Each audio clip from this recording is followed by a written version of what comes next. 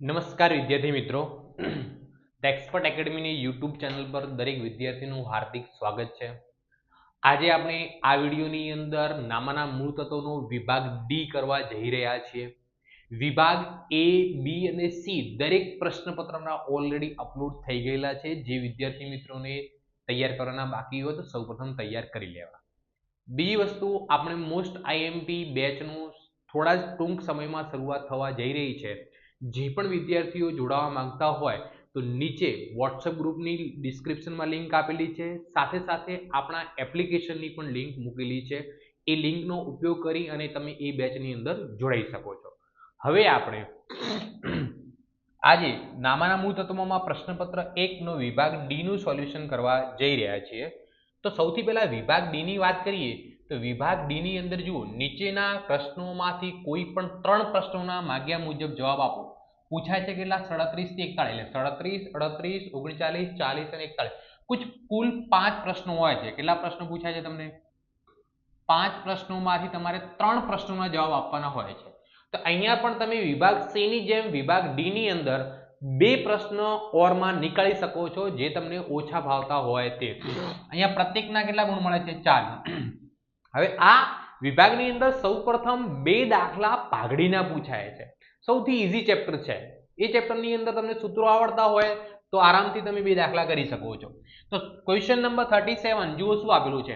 નીચેની માહિતી પરથી ભરત અને યશની ભાગીદારી પેઢીની પાઘડીની કિંમત છેલ્લા 5 વર્ષના ભારી સરેરાશ નફાની 3 વર્ષની ખરીદીને આધારે નક્કી કરવાની છે. આપણને જુઓ 5 વર્ષનો નફો આપેલો છે. 18, 19, 20, 20, 21, 21, 22 અને 22, 23. નફો 20,000, 30,000, 37,500, 45,000 અને 60,000. અને જ્યારે દર વર્ષે નફામાં સતત વધારો થતો હોય એવા સંજોગોમાં પાઘડીની કિંમત ભારિત સરેરાશ નફાની પદ્ધતિએ ગણવામાં આવે છે. તો સૌથી પહેલા અહીંયા આપણે ભારિત નફો શોધવો પડે, અને જ્યારે ભારિત નફો શોધવો હોય તો ભાર આપવો પડે. તો ભારની શરૂઆત ક્યાંથી કરવાની? 1 થી. તો 1, 2, 3, 4 અને 5. હવે આનો સરવાળો કરો એટલે કુલ ભાર થાય. 1 ને 2 3, 3 ને 3 6, 6 ને 4 10, 10 ને 5 કેટલા થશે? અહીંયા 15. હવે ભારિત નફો, તો ભારિત નફો કેવી રીતે શોધીશું? નફો ગુણ્યા ભાર બરાબર આપણને શું મળશે? ભારિત નફો. તો 20,000 ગુણ્યા 1 કરવાથી આપણો જવાબ કેટલો આવશે? 20,000, 20,000 રૂપીસ. એના પછી 30,000 ગુણ્યા 2 કરવાથી જવાબ કેટલો આવશે આપણો? 60,000 રૂપિયા. એના પછી છે 37,500 ગુણ્યા 3 કરવાથી કેટલો જવાબ મળે છે? જુઓ, એ જવાબ મળશે આપણો 1,12,500 રૂપિયા. 45,000 ગુણ્યા 4 કરવાથી આપણો જવાબ આવશે 1,80,000. તમે તમારા કેલ્ક્યુલેટરનો ઉપયોગ કરીને કરી શકો છો. 60,000 ગુણ્યા 5 કરવાથી જવાબ કેટલો આવશે આપણો? 3 લાખ. હવે શું કરવાનું?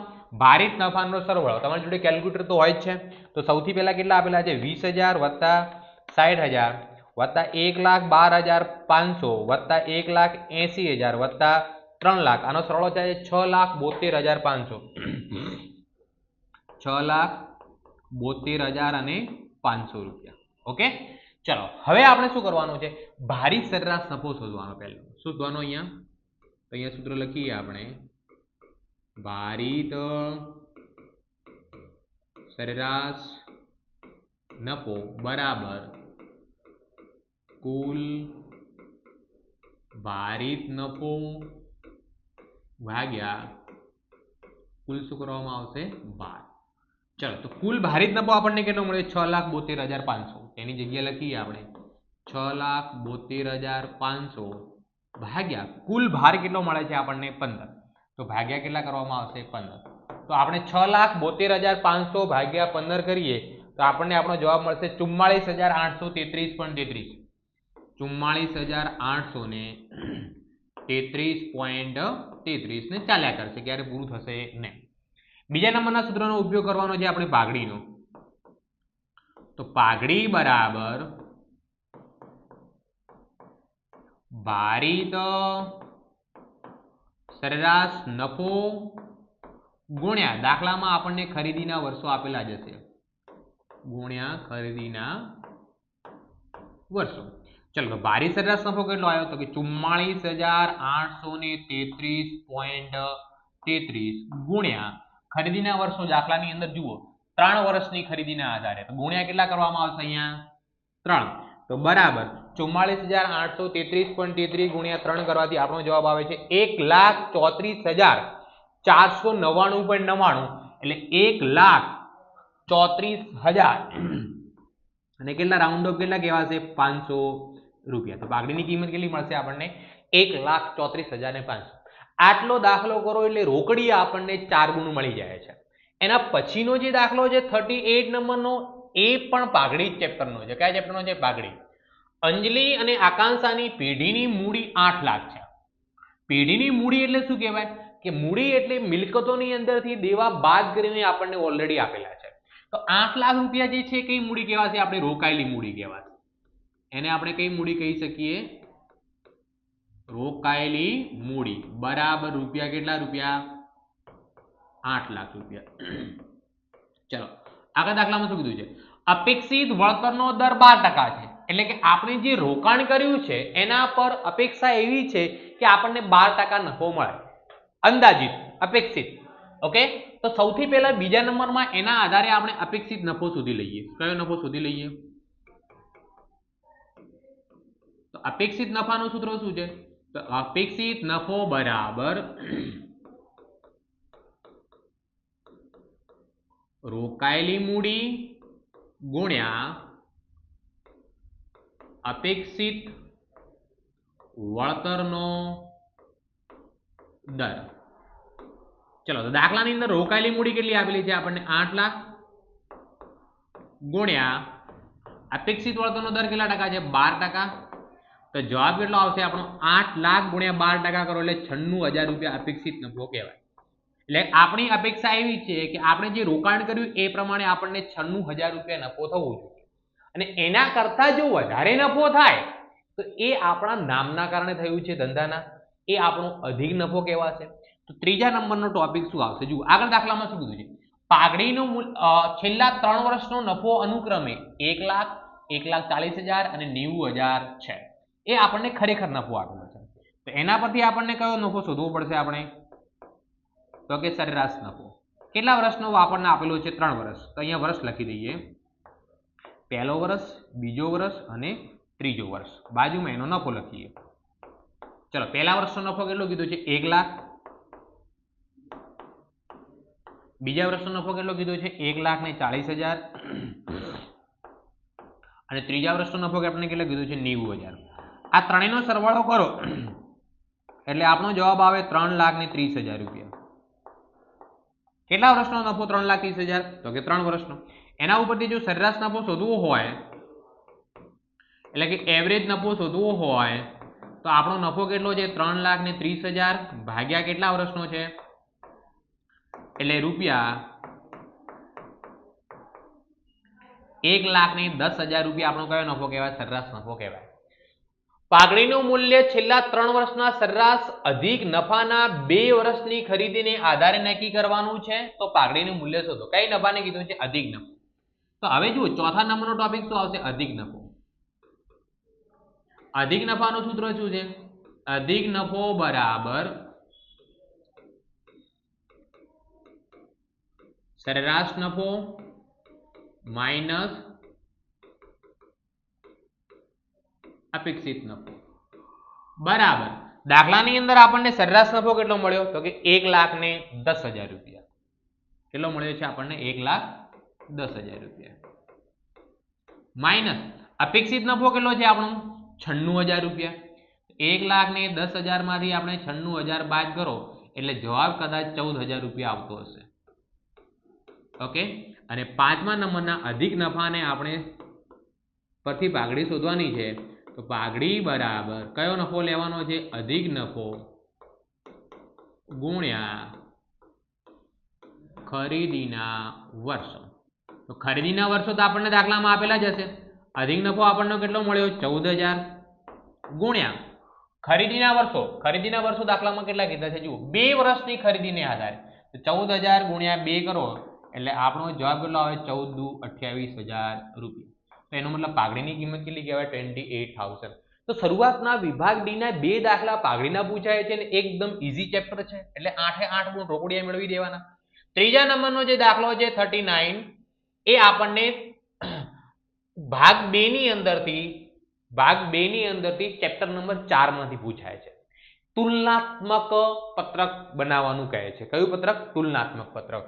તો જુઓ અહીંયા, આરાધ્યા કંપની લિમિટેડના તારીખ 31 માર્ચ 2022 અને 31 માર્ચ 2023 ના રોજ પૂરા થતા વર્ષના નફા નુકસાનના પત્રકો ટૂંકમાં નીચે પ્રમાણે આપવામાં આવ્યા છે. તેના આધારે તુલનાત્મક નફા નુકસાનનું પત્રક બનાવો. આ પણ એકદમ ઈઝી જ છે, આમાં કંઈ પણ હાડમારી નથી. તો જુઓ, આપણને કઈ વિગતો આપેલી છે? વેચાણની ઉપજો, અન્ય આવકો, આ બંને આવકોમાં આવશે. વપરાયેલ માલની પડતર, નાણાકીય ખર્ચા અને ઘસારો અને અન્ય ખર્ચા, આ ચાર કોની અંદર આવશે? આપણા ખર્ચાઓની અંદર આવશે. તો અહીંયા હવે સૌપ્રથમ આપણે નફા નુકસાનનું પત્રક બનાવવું પડે. આપણને 2 વર્ષની માહિતી આપેલી છે, 2022 અને 2023 ની. તો સૌપ્રથમ હવે આપણે નફા નુકસાનનું પત્રક તમને દેખાઈ દઉં. જુઓ, અહીંયા બનાવેલું છે નફા નુકસાન ખાતાનો તુલનાત્મક પત્રક. વિગત લખવાની 2022 2023, વધારો ઘટાડો અને વધારો ઘટાડોની અંદર ટકાવારીમાં. તો સૌથી પહેલા દાખલાની અંદર વેચાણ ઉપજો 2022 ની 19,50,000 દાખલામાં આપેલી છે. 2023 ની કેટલી આપેલી છે? 25,35,000. અન્ય આવકો કેટલી છે? 1,90,000 અને 2023 ની કેટલી છે? 2,85,000. આ બંનેનો સરવાળો કરો તો 19 ને 1 20, 20 ને 21,40,000 રૂપિયા કુલ આવકો કહેવાય. કેટલી કહેવાશે? 21,40,000 રૂપિયા. આની અંદર 2023 નો સરવાળો કરો તો 25,35,000 પ્લસ 2,85,000. તો આનો સરવાળો થાય છે 28,20,000. 28,20,000. ચલો, એના પછી આપણને ખર્ચાની અંદર વપરાયેલ માલની પડતર આપેલી છે. આમાં 9,50,000, 2023 માં 11,40,000. નાણાકીય ખર્ચામાં 1,50,000, 90,000. ઘસારો આપણને આપેલો છે 60,000. અન્ય ખર્ચાઓ આપેલા છે 3,40,000 અને 4,50,000. આ બધાનો આપણે 1 by 1 સરવાળો કરીએ. તો સૌથી પહેલા 2022 ની અંદર પહેલો કેટલો? 9,50,000 પ્લસ 1,50,000 પ્લસ 60,000 પ્લસ 3,40,000. તો આનો સરવાળો થાય છે 15 લાખ રૂપિયા. તો કુલ ખર્ચા કેટલા મળે છે આપણને? અહીંયા 15 લાખ. ચાલો, એના પછી બીજા વર્ષની અંદર 11,40,000 પ્લસ 90,000 પ્લસ 60,000 પ્લસ 4,25,000 રૂપિયા.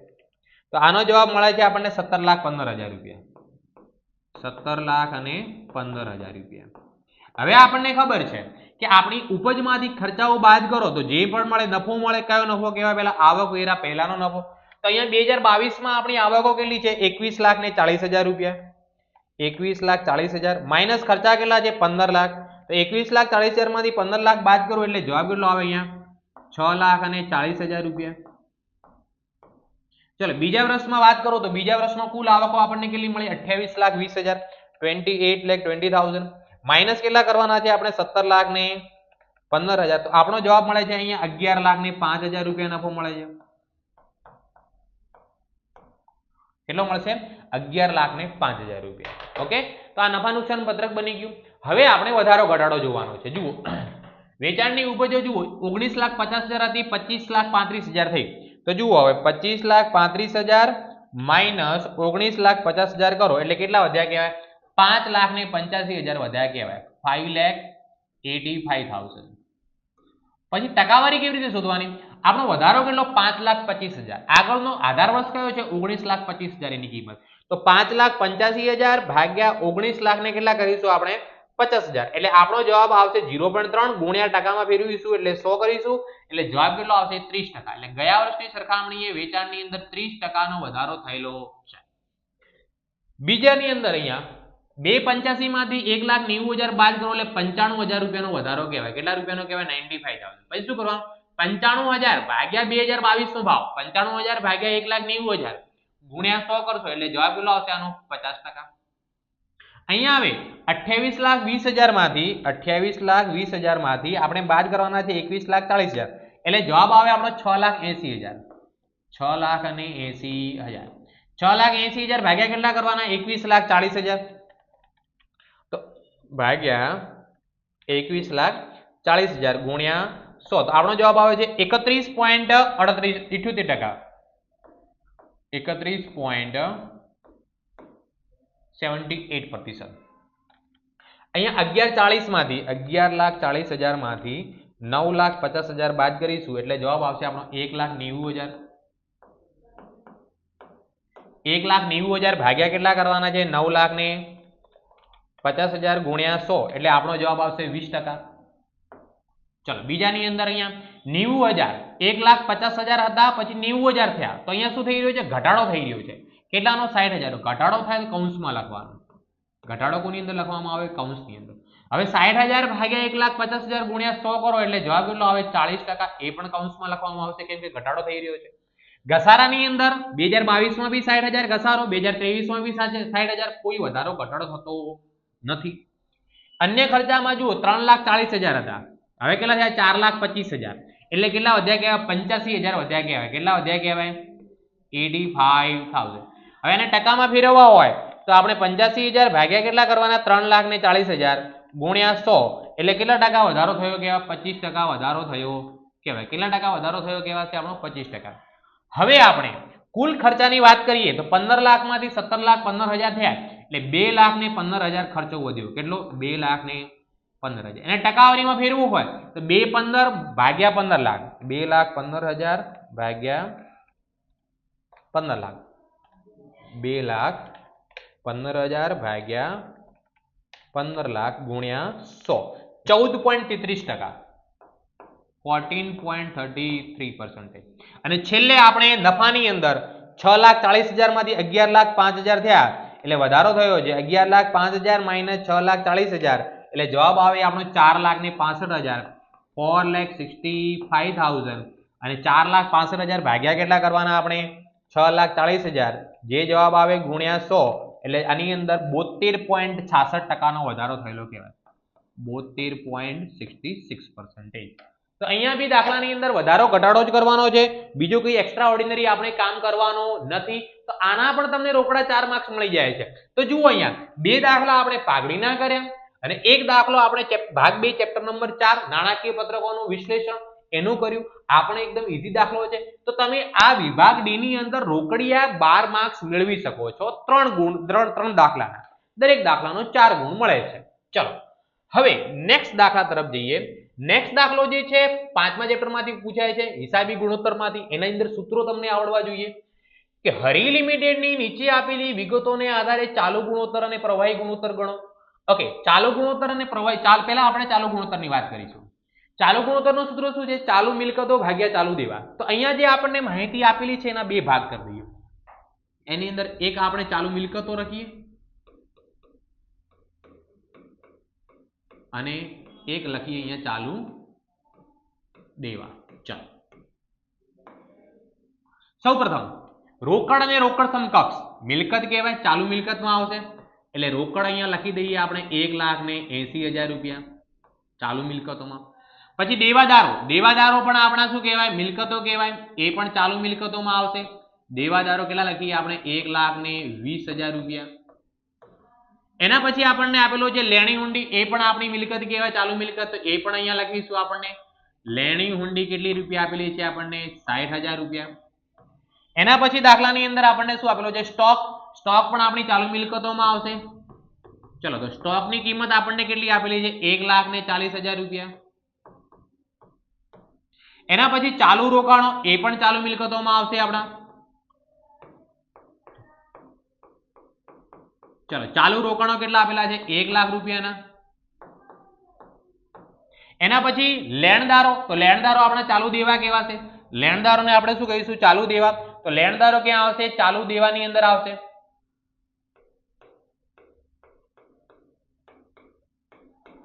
અને લેણદારોની કિંમત કેટલી આપેલી છે? 2,00,000 રૂપિયા. ચલો લેણદારો પછી દેવી હુંડી, એ પણ ચાલુ દેવાની અંદર જ આવશે. દેવી હુંડી એની રકમ આપણને 1,00,000 રૂપિયા આપેલી છે, 1,00,000. એના પછી આપણને ચૂકવવાના બાકી ખર્ચા, એ પણ ચાલુ દેવા કહેવાશે. ચૂકવવાના બાકી અને એની રકમ આપણને કેટલી આપેલી છે? 80,000 રૂપિયા. એના પછી કરવેરાની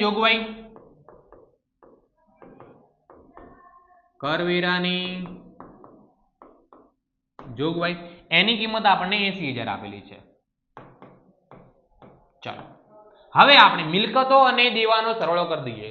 તો સૌપ્રથમ ચાલુ મિલકતોની વાત કરો તો 1,80,000 plus 1,20,000 plus 60,000 plus 1,40,000 plus 1 lakh. તો આનો સરવાળો થાય છે 6 લાખ રૂપિયા. ચાલુ મિલકતોનો સરવાળો કેટલો થાય છે? 6 લાખ. ચાલુ દેવાનો કરી દઈએ 2 lakh plus 1 lakh plus 80,000 plus again 80,000 4,60,000 રૂપિયા. ચલો હવે પહેલો શોધવાનું છે ચાલુ ગુણોત્તર. તો જુઓ અહીંયા લખીએ આપણે ચાલુ ગુણોત્તર બરાબર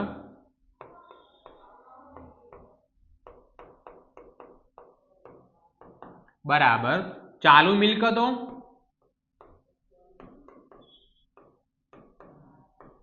ભાગ્યા ચાલુ દેવા. ચલો દાખલાની અંદર આપણને ચાલુ મિલકતો કેટલી મળી? તો કે 6 લાખ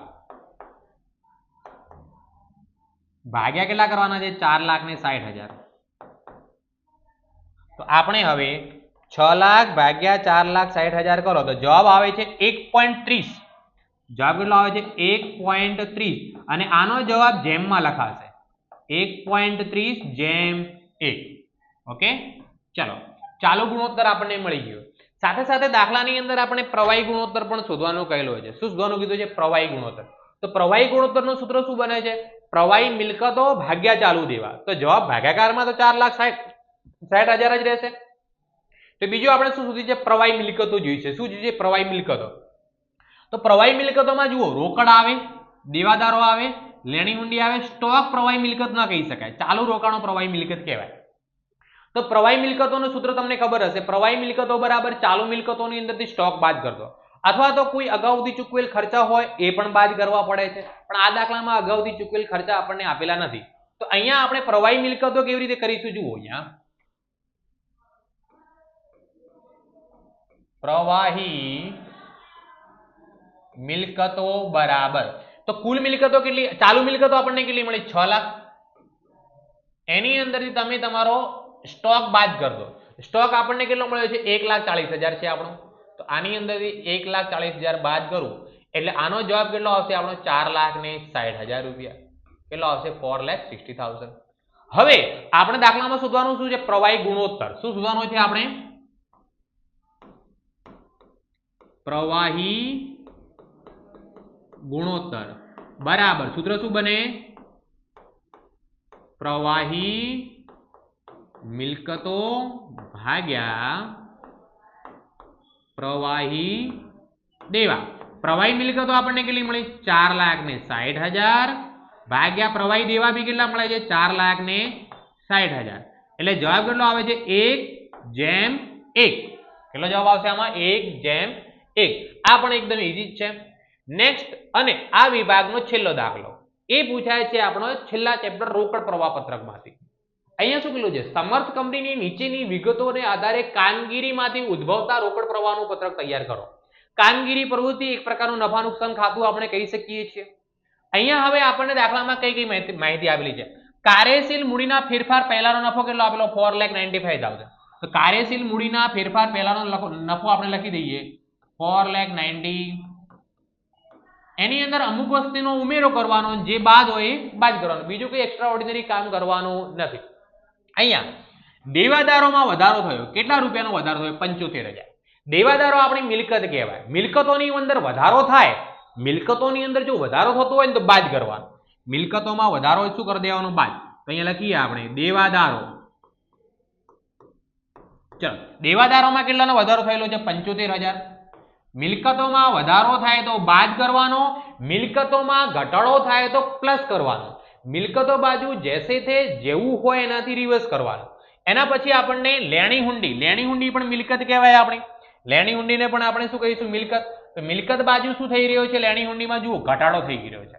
લેણી હુંડીમાં જો ઘટાડો થાય તો લેણી હુંડી મિલકત છે, એનો રિવર્સ કરવાનો, ઉમેરો કરવાનો. તો અહીંયા લખીશું આપણે લેણી હુંડી અને એની રકમ કેટલી આપેલી છે આપણને? 40,000 રૂપિયા. ચલો એના પછી શું? સ્ટોકમાં ઘટાડો. સ્ટોક આપણી મિલકત કહેવાય. મિલકતમાં ઘટાડો થાય તો વધારો કરવાનો. ચલો સ્ટોકમાં કેટલો ઘટાડો થયેલો છે? 30,000. એની રકમ કેટલી લખીશું અહીંયા? 30,000 રૂપિયા. એના પછી અગાઉથી ચૂકવેલ ખર્ચા એ આપણે મિલકત કહેવાય, એમાં વધારો થઈ રહ્યો છે તો એમાં શું કરીશું? ઘટાડો. અગાઉથી ચૂકવેલ ખર્ચા કેટલા રૂપિયા છે? 25,000 રૂપિયા. ખર્ચા ચૂકવવાના બાકી, આ આપણું દેવું કહેવાય. હવે જુઓ, મિલકતોની અંદર વધારો થતો હોય તો ઘટાડો કરવાનો, અને ઘટાડો થતો હોય તો વધારો કરવાનો, પણ દેવાદારોમાં એનો રિવર્સ કરવાનો. દેવાદારોની અંદર જો વધારો થતો હોય તો ઉમેરવાના, અને ઘટાડો થતો હોય શું કરવામાં આવશે? બાદ કરવામાં આવશે. તો અહીંયા હવે ખર્ચા ચૂકવવાના બાકી આપણું દેવું કહેવાય. શું કહેવાય? દેવું. દેવાની અંદર વધારો થયો છે તો આપણે પણ શું કરવાનો છે? વધારો કરવાનો છે. શું લખીશું? ખર્ચા ચૂકવવાના બાકી. ખર્ચા ચૂકવવાના બાકી કેટલી રકમ છે? 15,000 રૂપિયા. ચલો છેલ્લે લેણદારો. લેણદારો પણ આપણું દેવું કહેવાય. લેણદારોની અંદર શું થઈ રહ્યો છે? ઘટાડો. દેવાની અંદર જેવું થાય એવું જ કરવાનું. ઘટાડો થાય છે તો ઘટાડો કરવાનો. કેટલા રૂપિયાનો? 20,000 નો. તો અહીંયા લેણદારો લખીશું આપણે કેટલા રૂપિયા? 20,000. લેણદારો કેટલા રૂપિયા? ચલો હવે પતી ગયું છે. 1 by 1 આનો સરવાળો પ્લસ માઇનસ જે બી હોય કરી દઈએ. તો આ ત્રણેયનો સરવાળો કરો. 40 ને 30 70, 70 ને 15 કેટલા થાય? 85,000 રૂપિયા. આ ત્રણેયનો સરવાળો કરો. 75 ને 25 1,20,000 રૂપિયા. હવે આપણે જુઓ શરૂઆત કેટલાથી કરી હતી? 4,95,000 થી. કાર્યશીલ મૂડી પહેલાનો રોકડ પ્રવાહ આપેલો હતો 4,95,000. એની અંદર ઉમેરવાના કેટલા છે? 85,000. અને બાદ કેટલા કરવાના છે? 1,20,000. તો આપણો જવાબ કેટલો થશે? 4,60,000 રૂપિયા. 4,60,000. એને શું કહેવામાં આવશે? કાર્યશીલ મૂડીમાંથી ઉદ્ભવતો રોકડ પ્રવાહ. તો વિભાગ ડી જે છે ને એકદમ ઈઝી છે. પાઘડીનો 2 દાખલા પૂછાય છે. એક દાખલો નફા નુકસાનનો પેલું તુલનાત્મક પત્રક વાળો પૂછાય છે. એક દાખલો આપણે હિસાબી ગુણોત્તરના વિશ્લેષણ સૂત્રો આધારિત ચેપ્ટર વાળો પૂછાય છે. અને એક દાખલો રોકડ પ્રવાહનો પૂછાય છે. એકદમ ઈઝી છે. હવે જે પણ વિદ્યાર્થી મિત્રો ધ એક્સપર્ટ એકેડમીના મોસ્ટ આઈએમપી બેચની અંદર જોડાવા માંગતા હોય તો નીચે ડિસ્ક્રિપ્શનની અંદર વોટ્સએપ ગ્રુપની લિંક આપેલી છે. સાથે સાથે આપણા એક્સપર્ટ એકેડમીની એપ્લિકેશનની પણ લિંક આપેલી છે. એ લિંકની અંદર તમે જોડાઈ જાઓ, એપ્લિકેશન ડાઉનલોડ કરી દો અને ત્યાંથી તમને મોસ્ટ આઈએમપી જે બેચ ચાલુ થઈ રહી છે એની વધારે પડતી માહિતી મળી જશે. ઓકે, હવે આપણે મળીશું નેક્સ્ટ વિડીયોની અંદર નેક્સ્ટ વિભાગ સાથે. ધન્યવાદ.